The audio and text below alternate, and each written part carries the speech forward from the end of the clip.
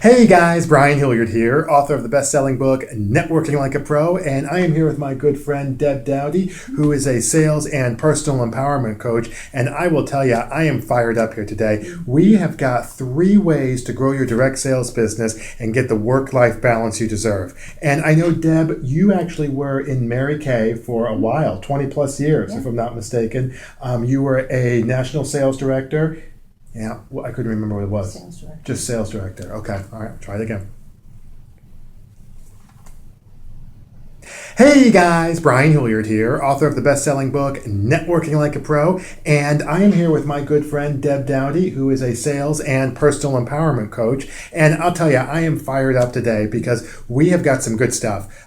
We have got 3 ways to grow your direct sales business while getting the work-life balance you deserve, and I know, Deb, you were with Mary Kay for over 20 years, if I'm not mistaken, and 16 plus years you drove for free as a sales director, and, you know, as somebody who had a family, kids, and all that kind of stuff, I know that you probably know a thing or two about growing your direct sales business, you know, while still getting the work-life balance you deserve. So maybe you can tell these guys just a little bit about your story and what it is that you've done to be successful, you know, doing that type of stuff. Absolutely. Well, thank you. Thanks for saying that. Yeah. And, you know, becoming a Mary Kay sales director and driving for you for all those years, over 16 years, like you said, is no easy feat. Right. And I had to actually learn to put systems in place right away. Okay. I had to become very masterful at a lot of different things very quickly. Okay. And part of that reason is because I came out of a very corporate background. Right. I was working for corporate America for over 10 years, and I was with the Walmart Corporation in management, so which meant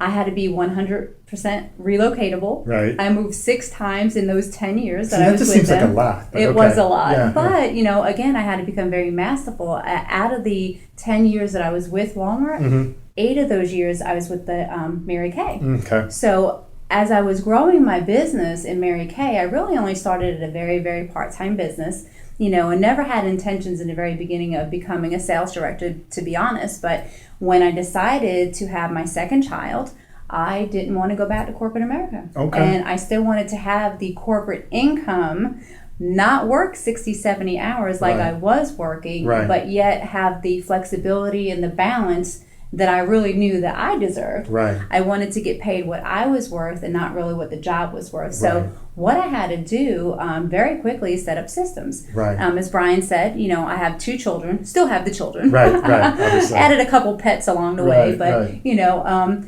and when they were littler, I had to do certain things like, you know, cook for the family. I was married, 2 kids, you know, had animals as well. So on Sundays, what I used to do, sounds very, very simple, and it really is. But on Sundays, I used to sit there and cook for 5 or 6 days, all in one shot, freeze them, freeze the meals. This way, you know, whatever days I was out during the weekday, if that's what I chose, then the family could just pull something out of the freezer and get it. Okay, so we slipped in number 1. Just by the way, for those of you playing our board game at home, she slipped in number 1, which was being able to cook right off the bat, you know, have those meals ready for the kids, the family, things like that. So you can, go ahead, continue. And not that, you know, the husband couldn't cook. I just chose to want to have my family taken care of the way I wanted to. Right. So with that, I also, when they were little, I would also have them understand that when mommy was in the office, and even to this day, let me just reframe that. Right. Even to this day, when I'm in my home office,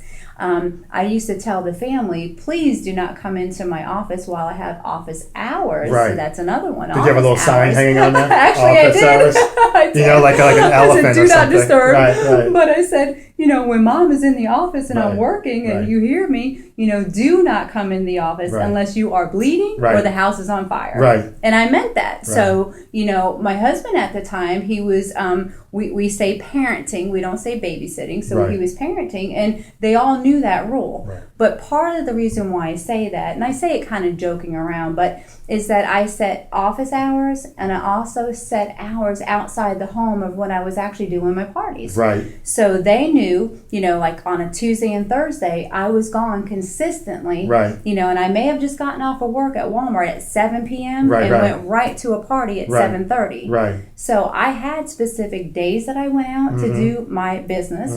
I also had specific office hours. And when the kids were littler, I actually would reward them with different gifts and prizes and things like that for them not coming into the office and disturbing me. And let me just interject for a quick second, because you made a great point. It sounds like also part of what you're getting at is managing the expectations. Absolutely. I kind of heard that in the background, right? This idea of setting and managing expectations. And a lot of it, when people talk about work-life balance, I think part of it, and you correct me if I'm wrong on this, but part of it is we have a tendency to have our own expectations of what we think we should do, right? And then, and that's a whole separate conversation. We're not getting into that today. But we have a conversation about what we think we should be doing. And what I'm hearing is maybe, bonus tip in terms of growing your business and getting work-life balance is setting clear expectations that people can consistently understand. Absolutely. And part of that really is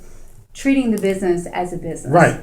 And I had to take it serious. Right. Because if I didn't, how in the world, was my or your family going to take it seriously? Right. So if we don't put the time in and we don't schedule office hours, if we don't schedule things like we were out at somebody else's business on their time clock, how in the world are the kids, the family, whoever else is there in the home going to take it serious? Right. And the other thing is if you don't, then they really think that it's a part-time hobby. Right. And they start looking at that and saying, oh, well, you don't have to do that right now. Right. You just come back and, come play with us. Right. Or come, Right. let's just go out to dinner where, cook me dinner. Right. And give me some you ice have cream. nothing else to do. Let's walk the dog. Right? Let's do some laundry. One of the things, and I talk about this myself in terms of, trying to be successful and getting the work-life balance is, it's being able to have definitely some of these things in mind, like you just said, the cooking, the treating it seriously, but the other thing too, and I think that this might be a good point for people, is a lot of times in direct sales and network marketing, I find a lot of people spend a lot of time chasing rabbits. Oh, yes. Right? So what they do is they're going out and they feel like they're trying to be everything to everyone, and they're trying to do all of this stuff, and I need to recruit, and I need to recruit, and I need to, and this is what I need to do all of this stuff, and I need to get this, and I need to do this, and I got to chase this person around. Right. And I guess, again, for those of you keeping track at home, this is tip number 3, which is you got to understand who your target market is. Absolutely. You got to understand who your target market is, and it's not everything to everyone. And that's contrary to maybe what you've heard in the past. And I apologize if that's the case. I'm going to push back and say that may or may not have been the right advice for you at that time. Because when you have a clear understanding of who it is you're working with, whether it's women, whether it's men, maybe it's people, if you're in a health situation like a health and diet, maybe it's people who are in health and wellness, maybe it's skincare, and maybe probably predominantly women for that. But get a clear idea as to who your target market is in the first place. And if you don't know, take a look at your market now. Who are your customers? Who are you working with? Who were the people that you have engaged with, right? And allows you to be able to be successful.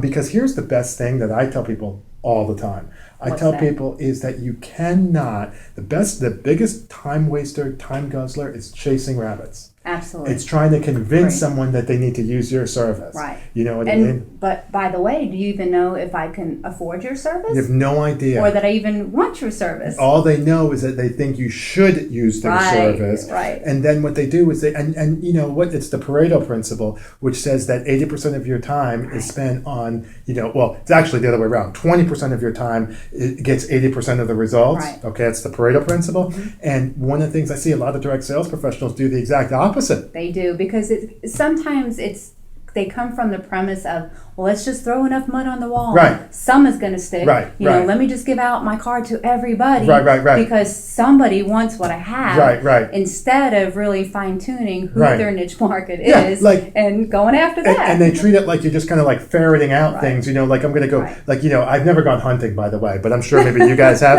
And, I haven't. Okay. Well, whatever. From what I understand, you know, they throw the dog in there, right? Mm-hmm. Maybe barley, right? We'll talk about barley later. But, you know, they throw the dog in there and all the stuff comes flying out. Mm-hmm. And a lot of people, I think, you know, approach a direct sales business just like that. So great way. It's almost like what I call addition by subtraction, right? Take away the chasing of the rabbits, take away the, you know, convincing and all that stuff. And what you'll find, that's the subtraction. What you'll find, addition, is more time and more work-life balance, just like we talked about. And, you know, and what I found with that as well is that that's what I mean about becoming masterful in doing the things that you have to do to get the right results, really. You become a master at that. You do it quickly, but you do it right. Right. That's awesome. Well, you know, one of the things, hopefully you guys got some good stuff out of this. One of the things that we're going to be talking about next time is we're going to be talking about growing your direct sales business. And